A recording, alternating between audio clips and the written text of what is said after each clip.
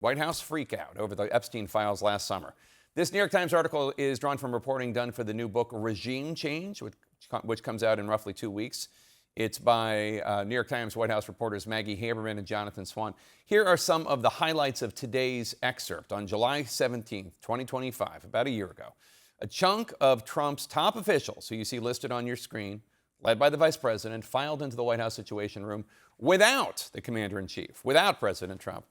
They were trying to figure out how to regain control over the growing ugly narrative that the Trump administration was, at the very least, complicit in a cover-up for the crimes of now dead pedophile Jeffrey Epstein and other predators in his orbit. 10 days earlier, the Justice Department and FBI had released their "Nothing to See Here" memo, saying that their review found no client list of the powerful men to whom Epstein had allegedly trafficked girls, underage, and women. Vice President Vance reportedly told the group, "This is a huge problem," and he argued that all the Epstein files should be released.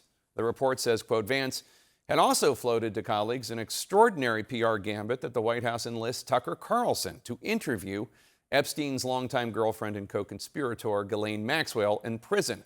It might help the president if Maxwell was willing to state that Trump had not been part of any wrongdoing with Epstein.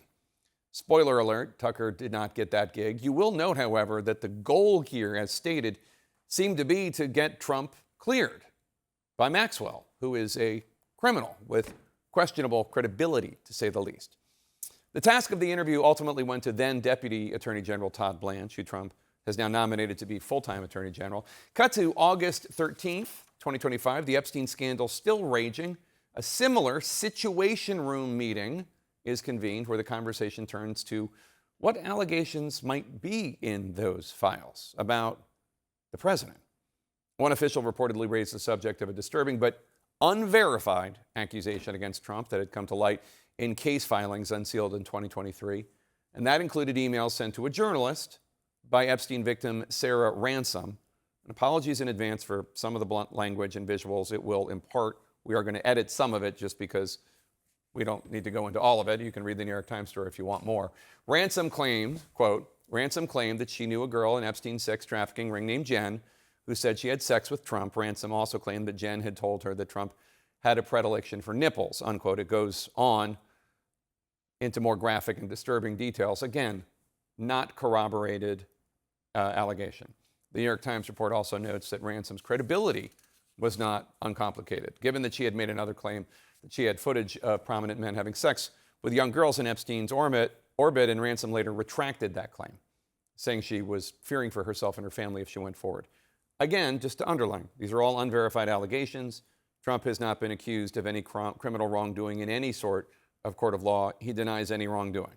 But Trump officials were concerned about this allegation resurfacing if the Justice Department released all the Epstein files in its searchable library, which they only did, by the way, after being compelled by Congress. Now, here's how some of the Situation Room debate went down, according to this Times report by Haberman and Swan. Quote, the vice president said he thought the president would be okay with releasing the nipple-related documents, arguing that Trump had been accused of worse. I think we should put it out, he said. It would cause people to say, we're going further than we need to. Trump White House Chief of Staff Susie Wiles quickly responded that the president would not, in fact, be okay with it. It was a point no one wanted to continue debating. Now, this story summed up the White House dilemma, as the report put it, quote, piles of accusations were impossible to disprove and equally impossible to make go away. Every door they opened led to another room, and in every room were more claims for more women, unquote. Also today, on the Epstein front, we're witnessing another result of the release of these Epstein files, because billionaire Bill Gates testified before Congress today about his dealings with Epstein. Gates told members of the House Oversight Committee he had no knowledge of Jeffrey Epstein's crimes. So why did the committee want to hear from Gates? Well, the Epstein files release revealed a degree of philanthropic coordination between Gates and Epstein that was more detailed than previously known, plus, perhaps more importantly, a series of graphic, again, unverified allegations. One involved 2 draft emails that Epstein appears to have written himself in 2013, claiming that he had facilitated sexual encounters for Gates and helped Gates obtain medication to hide a sexually transmitted disease from his wife, his then wife. The allegations, again, unverified, uncorroborated. There's no indication the message was ever shared with Gates, that message in the draft file, or anyone else, frankly, and Gates has not been accused of any criminal wrongdoing in any sort of criminal proceeding. Gates has strongly denied these claims, but he said today Epstein threatened unsuccessfully to pressure him to use what he knew about his infidelities, quote, in addition to many lies that he layered on top, excuse me, to re-engage with Gates after he had cut off contact.